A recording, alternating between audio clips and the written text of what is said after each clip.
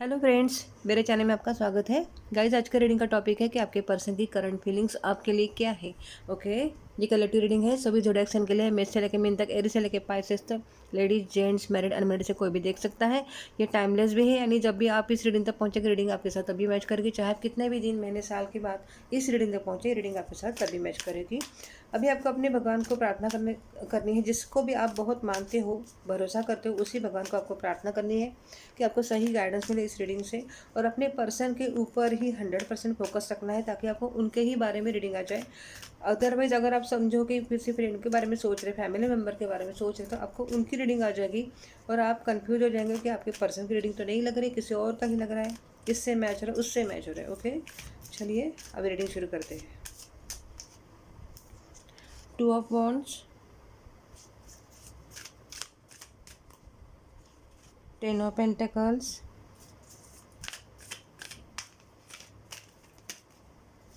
Hermit,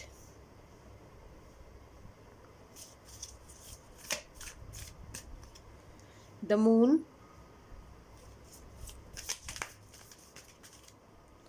chariot,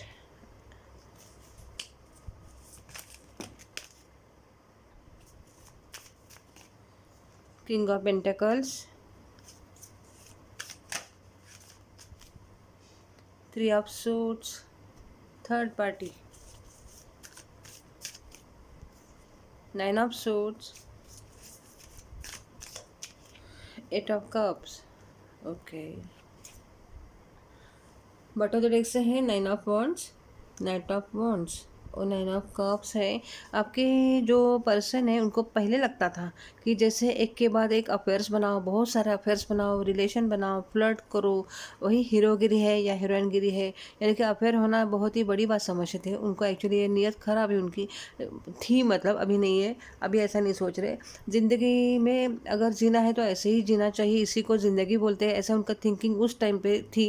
और बात जब करेंगे ना तो दूसरा कुछ उनके सब्जेक्ट था ही नहीं, बस अफेयर्स की बात करो। ये मुझसे बहुत प्यार करता है या करती है, ये मुझे बहुत पसंद करते हैं, ये मुझे ऐसे लाइक करते हैं, इसी बात में वो अपने मशगूल रहते थे, जिससे आप बहुत हर्ट होते थे, आपको बहुत दुख होता था। क्योंकि विश्वासघात का जो दुख है इंसान का सबसे सबसे जो बड़ा दुख है, और सबके ऊपर से भरोसा ही उड़ा देता है कि इंसान इस तरह का होता है। ओके, ऐसा आपके पर्सन को भी अभी लग रहा है कि आप ऐसी थिंकिंग रखते होंगे उस टाइम, क्योंकि जो इंसान के ऊपर आपने प्यार किया वही आपको इस तरह से धोखा दे रहा है, सामने से ओपनली इस तरह से सबके साथ अफेयर कर रहा है, जिससे आप बहुत हर्ट होते होंगे, ऐसा वो सोच रहे हैं अभी। कम से कम उनको कुछ लग तो रहा है। ओके, इसमें से राशियाँ देखें तो सभी राशियाँ है, लेकिन कैंसर यानी कर्क और पाइसेस यानी मीन राशि प्रोमिनेंट है। आपके और आपके पर्सन की किसी की तो राशि हो सकती है।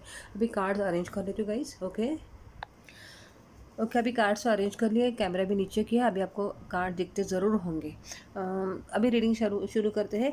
आपके पार्टनर को लगता था कि वो कितने स्मार्ट है, आपके साथ जो बाकी पार्टनर के साथ भी मज़ा ले रहे थे, आपके साथ भी उनका अफेयर था, बाकी पार्टनर भी थे। उस टाइम आपके बारे में इतना सीरियस नहीं थे, उनको पता नहीं था कि वो आपसे प्यार करते हैं। उनको लगता था कि आपके साथ भी फ्लर्ट ही करेंगे, लेकिन वो आपसे प्यार कर रहे थे, वो उनको अभी महसूस हो रहा है, क्योंकि आपको बहुत मिस कर रहे हैं वो, और इसके लिए तो आपके बारे में इतना अच्छा सोच रहे हो।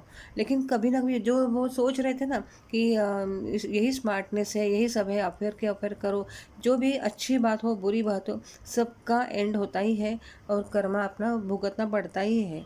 ओके, वैसे अभी उनका जो है ना अफेयर वाले जो सिचुएशन, जो उनका सीरियल वाइज चालू था, एक के बाद एक के बाद उसका एंड हो चुका है। और तब क्या होता था, वो ऐसा आपके पर्सन सोच रहे कि आपने सोचा था कि सब ठीक हो जाएगा, कि आपके पर्सन सुधर जाएंगे, यानी कि आपके पर्सन से सोच रहे कि वो सुधर जाएंगे। एक के बाद जो अफेयर से उनका जो जो ये सिलसिला जो चालू था वो बंद हो जाएगा, आपके प्यार से वो रुक जाएगा, ऐसे आपकी सोच उस वक्त थी। लेकिन वो कुछ नहीं हुआ, ठीक नहीं हुआ, और सब क्या हुआ कि आपके प्यार का जो खेल था वो ख़त्म हो गया। वो तो उनके प्यार का खेल नहीं ख़त्म हुआ, लेकिन आपने ये प्यार का खेल ख़त्म कर दिया। उन्होंने बोला कि उस टाइम उनको लगता था कि यही तो लाइफ होती है, और ये खेल का खेल खेल तो सॉरी सॉरी, ये खेल का ख़त्म तो रहने दो, वो बढ़ता ही गया, बढ़ता ही गया। तो नेचुरली आपने ब्रेकअप कर लिया। धोखे का दुःख आपके बर्दाश्त की सीमा को क्रॉस कर चुका था। जो इस तरह का इंसान जिससे हम प्यार करते हैं, वो उसका जो प्यार इस तरह से बढ़ रहा है, वो भी ओपनली आपके सामने आपको धोखा देके इस तरह से हो रहा है, वो आपके बर्दाश्त का जो लिमिट जो रहता है वो क्रॉस हो चुका था। उस वक़्त आपको धोखे का दुःख कितना दुःख दिया होगा, इस दुःख ने आपको कितना पेन दिया होगा, ये आपके पर्सन को अभी समझ में आ रहा है। लेकिन आपके पर्सन की जो सही गलत की समझ थी, उस टाइम वो पूरी तरह से खो चुके थे, खो बैठे थे। और इस मुश्किल स्थिति में आपने खुद को कंट्रोल करके बाहर खुद को निकाला। और अब यहाँ पे तो ऐसे दिख रहा है कि कम से कम 70% लोगों की शादी हो चुकी है। क्योंकि एक वो भी दिख रहा है कि कोई-कोई लोग शादी करके सेटल होने जा रहे थे। और आपके पर्सन को ये बहुत बड़ा सदमा है कि शादीशुदा है और आप इस तरह से उनको डायरेक्ट छोड़ के जाएँगे, उन्होंने सोचा नहीं था और बात शादी तक भी जा रही है। यानी कि एक मेरा पर्सन है, मुझे कोई टेंशन नहीं है कि ठीक है मैं अफेयर्स करूँ, लेकिन एक तो मेरा परमानेंट है, उनको कोई टेंशन नहीं थी उस टाइम। क्योंकि उनको यही लगता था कि चलो ये पर्सन तो सब समझ रहा है, चुपचाप बैठा है, कुछ नहीं बोल रहा है, यानी ये मुझे छोड़ के कहीं नहीं जाने वाला है।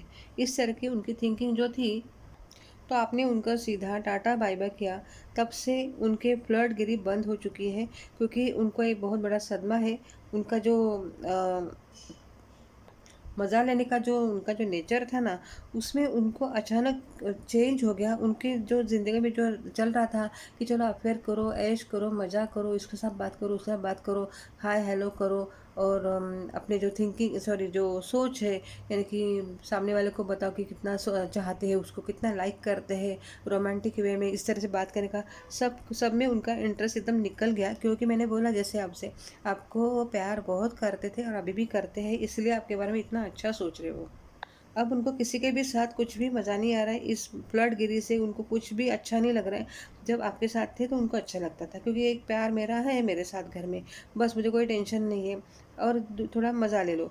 इस तरह के लिए यही तो सच्चे प्यार की ताकत है, जो अभी उनको पता चल रही है। और आप तो रूठ के चले गए, अब जीने में कोई मज़ा ही नहीं, उनको ऐसे लग रहा है।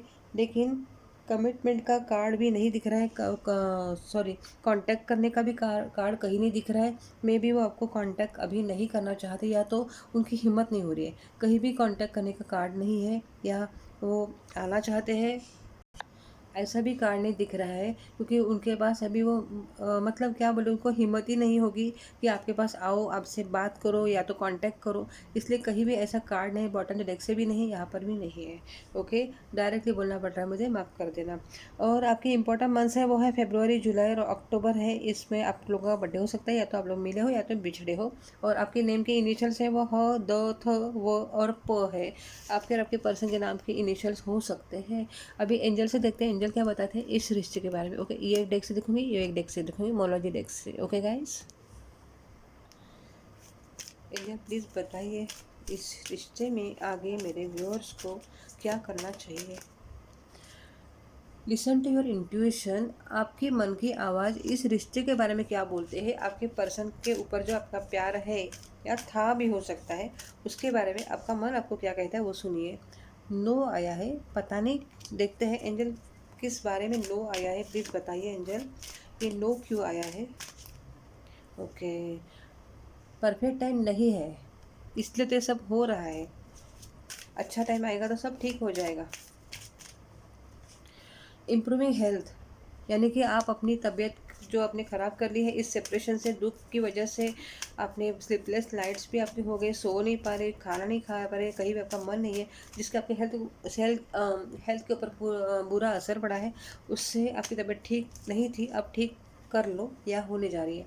ट्रस्ट करो यूनिवर्स के ऊपर, खुद के ऊपर और आपके पर्सन के ऊपर भी।